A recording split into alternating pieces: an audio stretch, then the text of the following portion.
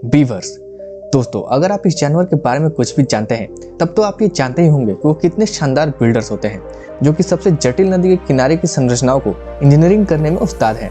और इसे करने के लिए उन्हें किसी क्रेन या किसी भी तरह की मशीनों की आवश्यकता नहीं है। लेकिन अब आप ये सोच रहे होंगे कि आखिर बीवर्स डैम क्यों बनाते हैं, तो आइए जानते हैं इस जटिल काम को करने के पीछे के राज को। दोस्तों, बीवर्स भालू या भेड़िए जैसे शिकारियों से अपनी रक्षा करने के लिए ये डैम बनाते हैं, लेकिन उस तरह से नहीं जैसा आप सोच रहे हैं। दरअसल बीवर्स वास्तव में डैम में नहीं रहते, बल्कि गहरे पानी का तालाब बनाने के लिए इस बैरियर का उपयोग करते हैं। इस पूल में वो अपने असली घर का निर्माण करते हैं, एक छोटा सा सुरक्षात्मक आइलैंड या लॉज जो सूखे रहने वाले क्षेत्र और खाने के भंडार के रूप में कार्य करता है। ये तालाब न केवल जमीन के जानवरों को रोकने के लिए काफी गहरे होते हैं, बल्कि एक बीवर को लॉज में पानी के नीचे के प्रवेश द्वार को खोदने की भी अनुमति देते हैं। इसका मतलब यह है कि अगर खतरा सामने से आता है तो वो इन सुरंगों से सुरक्षित रूप से बाहर निकल सकते हैं या बच सकते हैं। दोस्तों, यूनाइटेड किंगडम में ये लॉज 10 मीटर के पार हो सकते हैं, जिसके लिए लगभग 100 मीटर चौड़ाई के बांधों की आवश्यकता होती है। दुनिया का सबसे बड़ा बीवर डैम कनाडा के एल्बर्टा में खोजा गया है, जिसकी लंबाई 500 मीटर है। और अगर ये भविष्य में आसपास के बांधों से जुड़ जाता है तो यह कई सौ मीटर लंबा हो सकता है। हालांकि एक मिथक के विपरीत इसे वास्तव में अंतरिक्ष से नहीं देखा जा सकता है। दिलचस्प बात यह है कि ये संरचनाएं दुनिया के अन्य हिस्सों में बड़े शिकारियों के खिलाफ बीवर की रक्षा करती है, लेकिन यूनाइटेड किंगडम में ऐसा नहीं होता। ऐसा इसलिए क्योंकि उनका कोई भी बड़ा शिकारी वहां नहीं बचा है। भूरे भालू से लेकर भेड़िए और वुल्वरीन तक सभी मूल रूप से इस देश में मार दिए गए हैं। एक्स्टर यूनिवर्सिटी में professor of earth surface processes के प्रोफेसर रिचर्ड ब्रेजियर बताते हैं कि इन शिकारियों को मार देने के बावजूद बीवर अभी भी सुरक्षित महसूस करने के लिए गहरे पानी में बांध बनाने के लिए सहज रूप से प्रेरित है।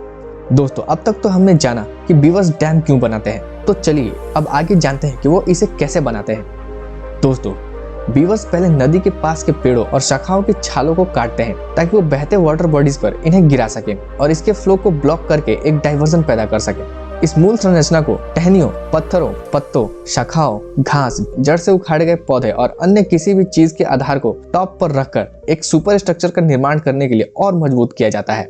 दोस्तों, एक वयस्क बीवर एक रात में करीब 50 सेंटीमीटर डायमीटर वाले पेड़ को काटने के लिए अपने पैने दांतों का उपयोग करते हैं। वो अक्सर पेड़ के तने को चारों ओर से काट देते हैं, लेकिन बाकी का काम होने के लिए वो हवा की प्रतीक्षा करते हैं और पेड़ को खड़ा छोड़ देते हैं। जब एक बीवर बड़े पेड़ को गिराता है तो वो मुख्य रूप से ऊपर की पतली शाखाओं तक पहुंचता है, जैसा कि आप इस वीडियो में देख रहे हैं कि कैसे ये बीवर इस मोटे से पेड़ को सिर्फ अपने दांतों की मदद से काटकर गिरा रहा है। इसके बाद वो पत्तियों, टहनियों और छाल पर अपना भोजन करते हैं और फिर बड़ी शाखाओं का उपयोग लॉज और डैम के निर्माण सामग्री के रूप में भी करते हैं। बीवर का डैम आमतौर पर 5 फीट ऊंचे और कुछ फीट से लेकर 330 फीट से भी अधिक लंबे होते हैं और बांध से उत्पन्न जलाशय आमतौर पर 1.2 से 1.8 मीटर की गहराई में होता है। दोस्तों, बीवर अपनी सुरक्षा के लिए मुख्य रूप से लॉज का निर्माण करते हैं। जब एक बीवर एक डैम बनाता है तो उसका मुख्य उद्देश्य एक बाढ़ वाले क्षेत्र का निर्माण करना होता है, जिसके पीछे वो अपने लॉज को छुपा सके। ये डैम तालाब में पानी का बैकअप लेता है। फिर बीवर पानी के नीचे कीचड़, डंडियों, पत्तियों और शाखाओं से एक लॉज बनाता है। दोस्तों, ये लॉज आमतौर पर कोन के आकार के होते हैं, जिसमें पानी के स्तर से ऊपर का भाग हवा को लॉज में प्रवेश करने की अनुमति देता है। ये डैम बीवर के घर और लैंड प्रीडेटर्स के बीच एक वाटर बैरियर पैदा करता है, जो जलीय वातावरण में प्रभावी शिकारी नहीं होते। लॉज में आमतौर पर जरूरत पड़ने पर तेजी से पानी के भीतर भागने के लिए एक से अधिक एग्जिट डोर होते हैं। लेकिन दोस्तों, सभी बीवर पानी के नीचे लॉज नहीं बनाते हैं। कुछ नदी के किनारे खुदाई करते हैं। इन डेन्स के भी एंट्री गेट पानी के भीतर होते हैं, जैसे कि लॉज में होते हैं, लेकिन वो कभी कभी शिकारियों द्वारा हमला करने के लिए अधिक संवेदनशील होते हैं, जो बीवर तक पहुंचने के लिए बांध के ऊपर की गंदगी को खोद सकते हैं।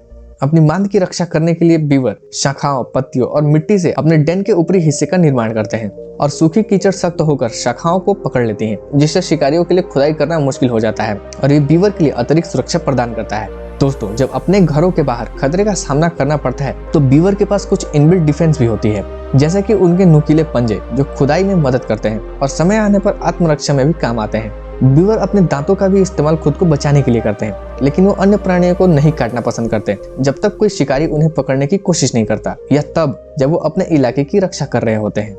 इसके अलावा बीवर्स बहुत ही अच्छे तैराक होते हैं, लेकिन वो जमीन पर थोड़े अजीब ढंग से चलते हैं, क्योंकि बीवर के छोटे पैरों की वजह से वो बहुत अच्छी तरह से चल नहीं पाते। इसलिए बीवर्स पानी के करीब रहना पसंद करते हैं, चाहे वो डैम द्वारा बनाया गया तालाब हो या तेजी से बहने वाली नदी। जब वो भोजन के लिए जाते हैं तो वह पानी के किनारे से बहुत दूर नहीं जाने की कोशिश करते हैं। ऐसा इसलिए ताकि जब कोई खतरा दिखाई दे तो वो पानी में भाग सके और सुरक्षित रह सके। लेकिन दोस्तों, इनके इस एक लॉज में कितने बीवर्स रहते होंगे? ऐसा कोई निर्धारित संख्या तो नहीं है, लेकिन एक डैम और लॉज में बीवर की एक जोड़ी से लेकर 10 तक पाए जा सकते हैं। लेकिन आमतौर पर बीवर का केवल एक परिवार एक क्षेत्र में रहता है और वो अपने क्षेत्र में घूमने वाले अन्य परिवारों से भी लड़ते हैं। दिलचस्प बात यह है कि एक डैम बीवर की कई पीढ़ियों के लिए आश्रय बन सकता है। जब तक इस क्षेत्र में बीवर सक्रिय रहते हैं तब तक लॉज खड़े रहते हैं। उदाहरण के लिए, बीवर आमतौर पर 8 साल तक जीवित रहते हैं और ऐसा माना जाता है कि एल्बर्टा का डैम, जिसका जिक्र हमने कुछ देर पहले किया था, वो पहली बार 1970 में बनाया गया था और वो अब तक खड़ा है। लेकिन दोस्तों, क्या ये डैम पर्यावरण के लिए फायदेमंद होते हैं? शॉर्ट टर्म के लिए बीवर के डैम्स कभी कभी अनवांटेड बाढ़ का कारण बनते हैं और वो डैम बनाने के लिए नदियों के किनारे पर कटाव को रोकने में मदद करने वाले पेड़ों को भी काट देते हैं। यह बुरा है, लेकिन ये बहुत कुछ अच्छा भी करते हैं, जैसे कि उनके बांध वेटलैंड्स बनाते हैं जो हजारों प्रजातियों के लिए एक क्रिटिकल हैबिटेट बनकर सामने आता है। US fish and wild life का अनुमान है कि 60% से भी अधिक संकटग्रस्त प्रजातियां जीवित रहने के लिए वेटलैंड पर निर्भर हैं। नतीजन बीवर को कीस्टोन स्पीशीज माना जाता है। दोस्तों, कीस्टोन स्पीशीज एक पौधा, जानवर, फंगस या यहाँ तक कि बैक्टीरिया भी हो सकता है जो कि किसी इकोसिस्टम पर असमान रूप से बड़ा प्रभाव डालते हैं। वो अपने प्राकृतिक वातावरण में एक महत्वपूर्ण भूमिका निभाते हैं क्योंकि अन्य प्रजातियों पर उनका प्रभाव पूरे इकोसिस्टम को एक नया रूप दे सकता है और उनकी उपस्थिति के बिना कई प्रजातियों की संख्या कम हो सकती है और यहाँ तक कि वो एक्सटिंक्ट भी हो सकते हैं। दोस्तों, वेटलैंड्स जंगल की आग को भी कम करने में मदद करती है और वो प्रदूषित पानी को भी शुद्ध करके और सूखे को कम करके पानी की गुणवत्ता में सुधार करते हैं। और इसमें कोई आश्चर्य नहीं है कि वेटलैंड्स को प्लेनेट का सबसे वैल्यूएबल लैंड बेस्ड इकोसिस्टम कहा गया है। तो दोस्तों, कैसा लगा आपको इस जानवर के बारे में जानकर? हमें कमेंट करके बताइए। तो यहीं पर हम अपनी वीडियो को फोल्ड करेंगे और अगर ये वीडियो आपको नॉलेजेबल लगी तो इसे लाइक कीजिए और अपने दोस्तों के साथ शेयर कीजिए और अगर आप इस चैनल पर नए हैं तो इसे सब्सक्राइब कीजिए।